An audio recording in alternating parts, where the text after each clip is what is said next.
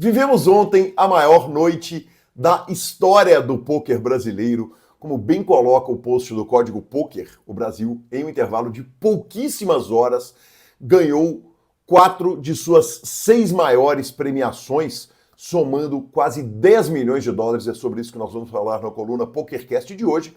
Lembrando que essa coluna chega a você pelo H2Bet. O H2Bet é onde você aposta com quem você confia, com quem apoia o pôquer brasileiro, com quem ajudou a construir essa história e ajudou pra caramba de quebra. Você ainda apoia o PokerCast clicando pelo link, tá na hora de você mudar. Venha para H2Bet e eu lembro que apostas são para maiores de 18 anos, aposte com responsabilidade. Em primeiro lugar, vamos aos fatos. Está acontecendo a WSOP Paradise lá em Bahamas e junto com ela a Triton, a super série de eventos high stakes, e o dia começa, na verdade, à tarde, com o 100K High Roller da Triton entrando na sua reta final e a gente tem 2 brasileiros. Em primeiro lugar, o Kelvin alcança uma 11ª colocação para 450 mil dólares, requintes de crueldade. Ele acaba trombando com o Rei ali, ele com a Asa e Dama, mas consegue esse belíssimo resultado. O Padilha segue no evento, brilha, faz uma mesa final impecável e faz heads up no torneio, ficando com a 2ª colocação para 3.160 mil dólares. O Padilha levou a maior premiação que a gente vai estar tratando, que a gente trata aqui hoje entre essas gigantes. Enfim, acaba a transmissão do torneio de 100 mil dólares, entra a transmissão do torneio de 150 mil dólares, também Triton /WSOP. Na hora que a transmissão entra no ar, temos 3 brasileiros entre os 6 jogadores restantes, logo o norte-americano cai, e fato é que na hora que se forma outro handed, temos 3 brasileiros. O torneio termina com Yuri Zivelevski na 3ª colocação, ganhando pouco mais que 1.400 mil dólares. Na 2ª colocação, Lipe Pive, Felipe Boyanovski, leva 2.131 mil dólares e João Simão Crava leva o troféu da Triton, leva o bracelete para 3.067 mil dólares. Que sensacional, que espetacular, que especial. Quanto a merecimento é o seguinte, na hora que a gente pega esses 4 jogadores, aliás, esses 5, claro que nós vamos colocar o Kelvin nesse balaio aí, é impossível ranquear jogadores do pôquer brasileiro acima desses caras. Eles estão na prateleira mais alta do nosso esporte e tem jogadores que estão na mesma prateleira, inclusive vários estavam lá na torcida. Daria para a gente colocar na mesma prateleira Celouan, Sage, Volkmann, Boteon, G. Tavares, enfim, tem grandes caras que estão nesse nível, mas acima deles não tem ninguém. Que alegria, que merecimento, que legal ver esses caras fazendo o que fizeram. Quanto ao Brasil, o Brasil já tinha virado o país do poker online. Proporcionalmente, o que a gente vem fazendo nas WSOPs é bizarro, considerando o número de jogadores brasileiros versus o que a gente busca em premiação, em bracelete, é inacreditável. O poker ao vivo, que acontece aqui no Brasil, começa com o BSOP, quer dizer, o momento de glória, o ápice começa com o BSOP ganhando o prêmio de circuito Mid-Major no ano passado, do Global Poker Awards.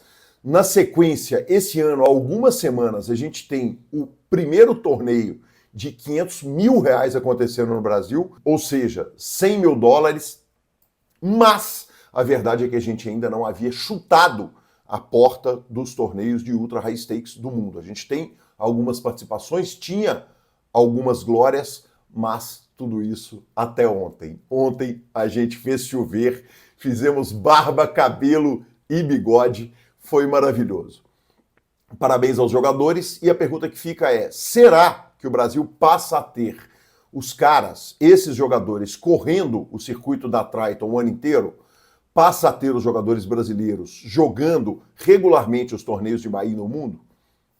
A resposta é a seguinte, não sabemos e também não importa muito. Hoje é dia de comemorar. A gente sabe o tanto que é difícil para o jogador brasileiro correr o circuito live. Basta a gente dizer que, entre essas 4 maiores premiações, 2 desses jogadores moram com visto nos Estados Unidos. Para um jogador brasileiro, por exemplo, sair para jogar WSOP, para jogar torneios de ultra high stakes dentro dos Estados Unidos, por exemplo, vale a gente dizer que o imposto naquele país é de 30% para quem não tem visto americano, para quem não é cidadão americano. Você imagina ter que bater um field desses, o rake do torneio e ainda por cima esse imposto de 30%.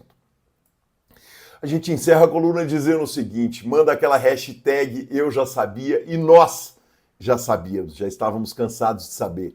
Os nossos caras têm condição de brigar brilhando em condições de igualdade com os melhores do mundo e são, sim, eles os melhores do mundo. E o melhor de tudo, os caras que conseguiram essas fantásticas premiações são caras incríveis, caras especiais, caras espetaculares, com histórias incríveis que nós tivemos o prazer de ouvir, de contar no nosso PokerCast. A glória deles é uma glória de toda a comunidade do poker do Brasil, que tanto trabalha pelo crescimento do nosso esporte e que coisa legal, que coisa especial, que dia foda que a gente viveu torcendo e vibrando com esses caras.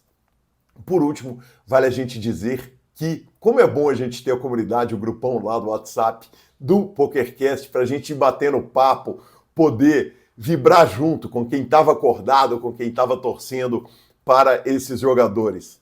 Parabéns, Brasil, parabéns a vocês, jogadores extraordinários que trouxeram essa vitória maravilhosa ao Brasil.